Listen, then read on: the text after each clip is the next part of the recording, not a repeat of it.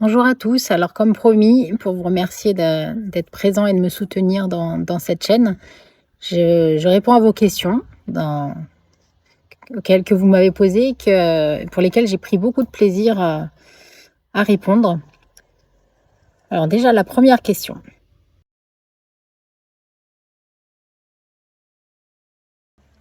Alors, j'ai dû aller regarder qui était Fournier-Baudry et Cizeron parce que je suis pas spécialiste du patinage artistique. Donc du coup, merci pour ces références si inspirantes. Alors, pour répondre à la question, pour moi, un cœur d'alchimiste, bah, c'est justement, quelqu'un qui fait un pont entre la matière brute et qui la transcende, en fait. Donc comme le couple, mentionné, qui va transformer, la technique à la précision chirurgicale en une exhibition, qui engendre une émotion, brute, ou comme le film, The Wall qui sublime la beauté cachée. L'alchimiste, c'est celui qui a cette capacité, de notre cerveau à prendre une matière première, donc comme des notes, comme des mots, et de les transformer en quelque chose de précieux. Une émotion, une guérison, une prise de conscience et du coup, je vois chaque auditeur comme un alchimiste qui va transformer le son en une force intérieure. Voilà, donc c'est ma démarche, au quotidien et notamment dans l'objectif que je vise dans la chaîne.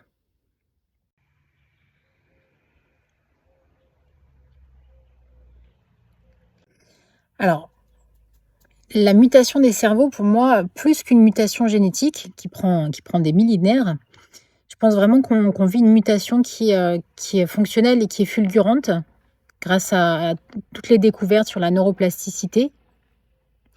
Nos cerveaux, du coup, se réorganisent en temps réel pour traiter un flux d'informations qui est massif et par le développement de tout ce qui est numérique en ce moment, je pense que les cerveaux, sont en mutation vraiment de manière, particulière, mais c'est au prix d'une attention qui est beaucoup plus fragmentée. Donc c'est tout l'enjeu de ma méthode, que j'ai cherché à mettre au point et qui, va permettre, à notre cerveau de réapprendre, notre cerveau mutant du coup, de réapprendre l'art de l'attention profonde, en fait. Alors la musique de demain, je pense que qu'on va aller vers une musique est biocompatible. On va plus se contenter d'écouter pour se divertir. Je pense vraiment que la la médecine de demain est une médecine qui est vibratoire et qui est sonore. Donc on va vraiment chercher à déjà ça existe déjà, mais c'est isolé, c'est encore, heu, même peut-être un petit peu tabou, mais on utilise déjà des fréquences, pour, travailler sur différentes parties du corps pour rééquilibrer les organes. En musicothérapie chinoise, ça fait des millénaires qu'on l'utilise. Moi, j'ai été formée par Fabien Maman il y a plus de 20 ans à ça. On utilise les diapasons, mais je pense avec les machines, on va pouvoir, aller plus loin en scannant les déséquilibres au niveau du corps et en utilisant les vibrations, à ce niveau-là. Donc la musique, elle va être beaucoup plus, adaptative. On va pouvoir générer en temps réel par l'IA, par exemple, quelque chose selon le rythme cardiaque, selon l'état de stress, pour nous aider à nous soigner ou tout simplement à retrouver l'équilibre. Et pour ce qui est des instruments de musique, eh ben, je parie sur l'alliance justement de l'organique et du numérique. Heu, je pense qu'on va pouvoir utiliser, tout ce qui est, fréquences vibratoires générées par l'informatique, mais qu'on va pas du tout lâcher. Au contraire, qu'il va y avoir un retour massif des instruments, vibratoires ancestraux comme les bols, les percussions, parce qu'on a besoin de nous réancrer au niveau du physique et il y a de plus en plus maintenant de personnes qui font des soins sonores et tout. On voit vraiment qu'on a besoin de revenir à quelque chose qui est, ressenti parce on est sur un univers heu, qui est en mutation au niveau cognitif.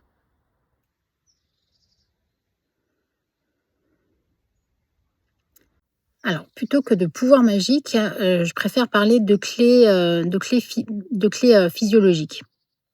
Parce que le cerveau, il réagit pas par magie, il réagit vraiment par résonance.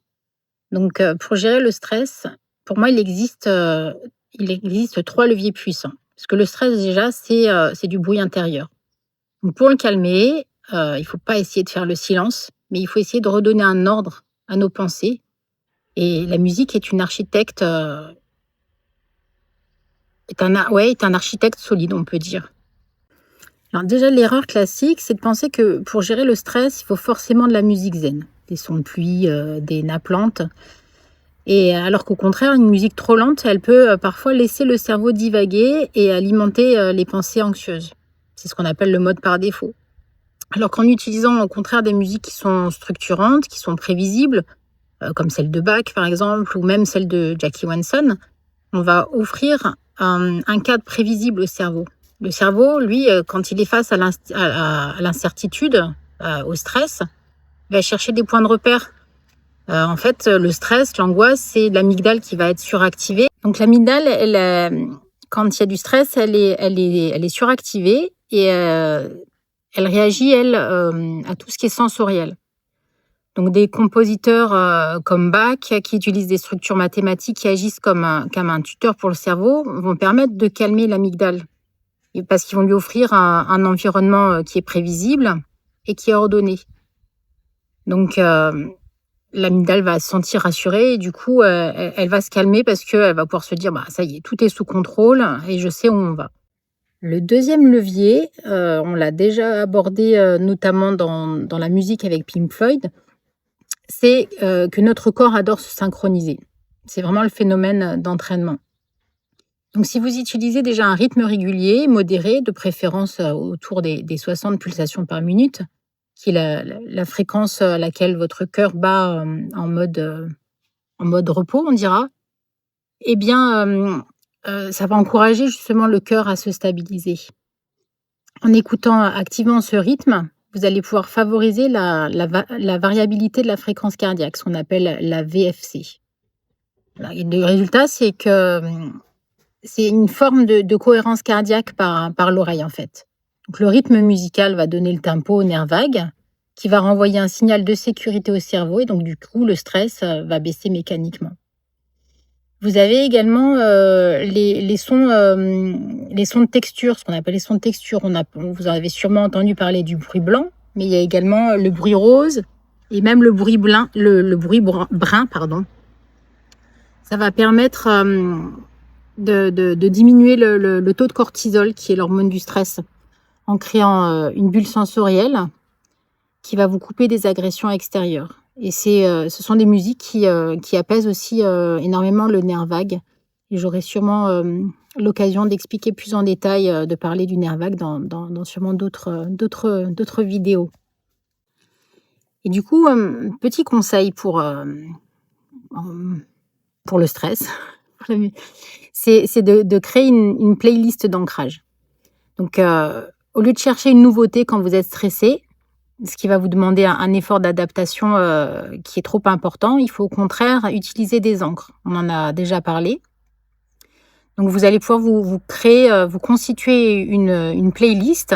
Vous pouvez utiliser déjà les musiques que j'ai utilisées, avec Bach pour l'ordre et la clarté mentale, Pink Floyd, mais même Jackie Wilson, pardon.